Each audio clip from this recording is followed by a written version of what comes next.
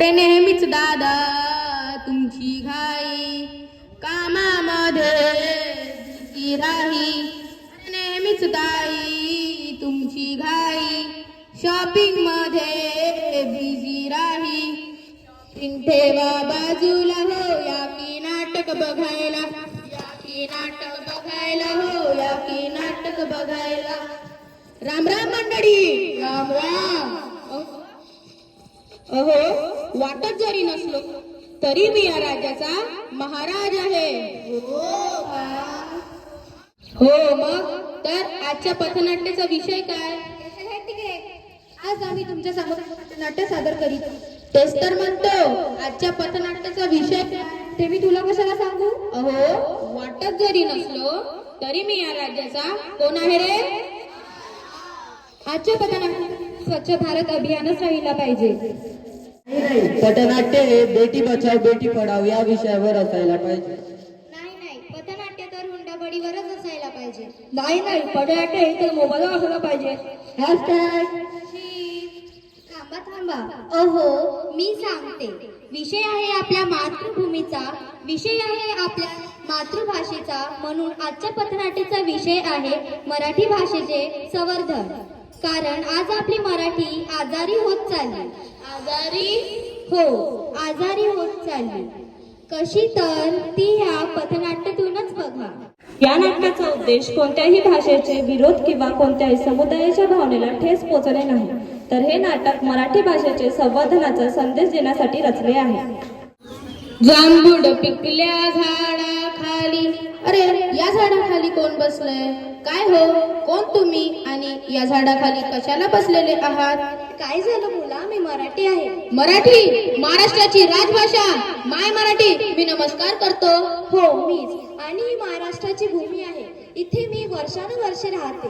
माफ कर माई, चुकलं माझं. कारण आज आपलीच माणसं आपलीच भाषा बोलायला टाळतात. हो बरोबर आहे तुझं.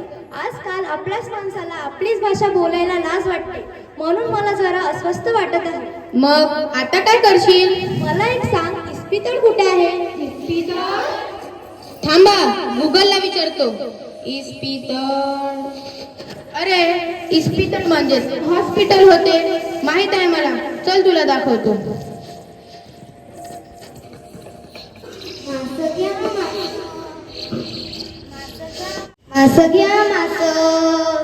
मास घ्या मास. गो माय मास घेवा की. नको बाळ, मासे नको मला. तुम्ही किती उलयला, तुमची भाषा आम्हा बरी कळना. अरे तिला बरं नाही, तू बाजूला हो जरा. पण माय ती तर मालवणी बोलत होती, तुला कसं काय कळालं? अरे ही माझीच लेकरी आहे, मग मला कसं नाही समजणार? म्हणजे नेमकं काय? थांब, मी तुला माझ्या लेकरांची म्हणजेच माझ्या इतर बोली भाषांची ओळख करून देते. म्या खानदेशीनी ऐराणीचे, म्या नंदुरबार धुळे जळगाव ह्या भागात बोलली जाते. म्या कोकणचो मालवणी हाव, म्या मालवणच्या दर्यावर राहता. काय गो मले विसरले का व तुम्ही अन काय करून राहिले असं काऊन बघताय? म्या विदर्भाकडून नागपूरकर आहे. ही वय तुझी लेकरे? हो हीच माझी लेकरी. अरे लेगा, मला विसरलात की मी अस्सल ठसकेदार कोल्हापूरवरनं. By the way, what are you doing here? झालं मराठीचं वाटोळं. बाय द वे. अरे बाबा, कुठे गेलतास?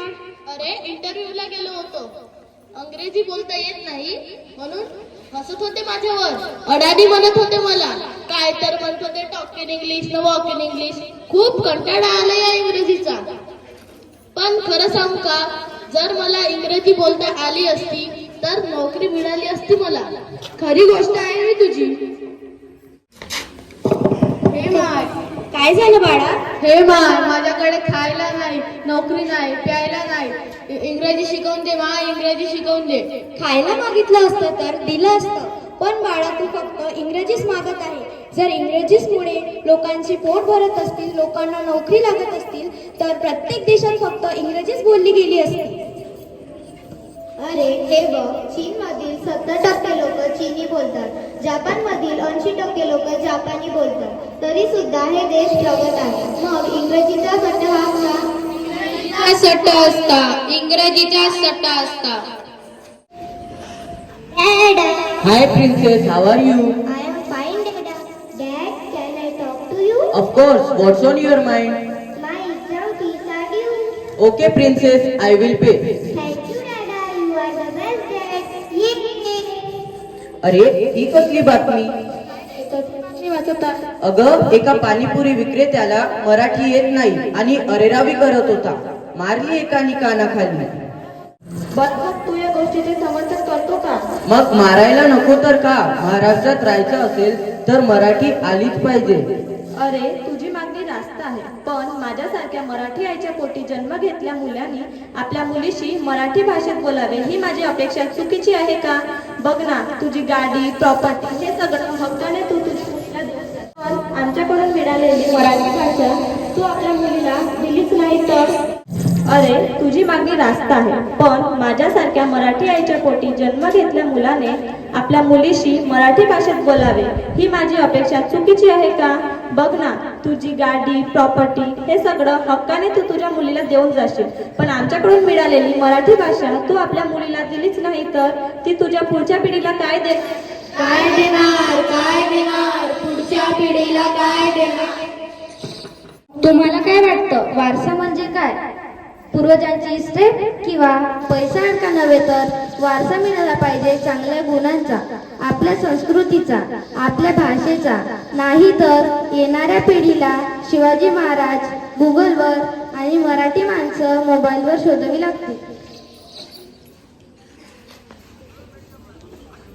काय रे शुभम, कुठे निघालास? काही नाही ग, जरा फेरफटका मारून येतो म्हणलं.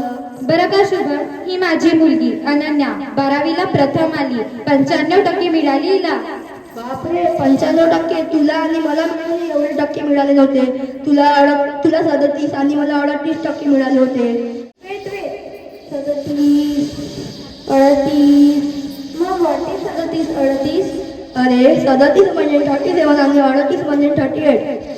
जाऊ रे शुभम, तिची मराठी थोडी कच्ची आहे, परंतु इंग्रजी आणि जर्मनी ती फाडफाड बोलते. इंग्रजी फाडफाड बोलते, जर्मनी फाडफाड बोलते, पण तिला कळलेले मार्क आपल्या मातृभाषेत सांगता नाही येत, तर काय उपयोग या हुशारीचा?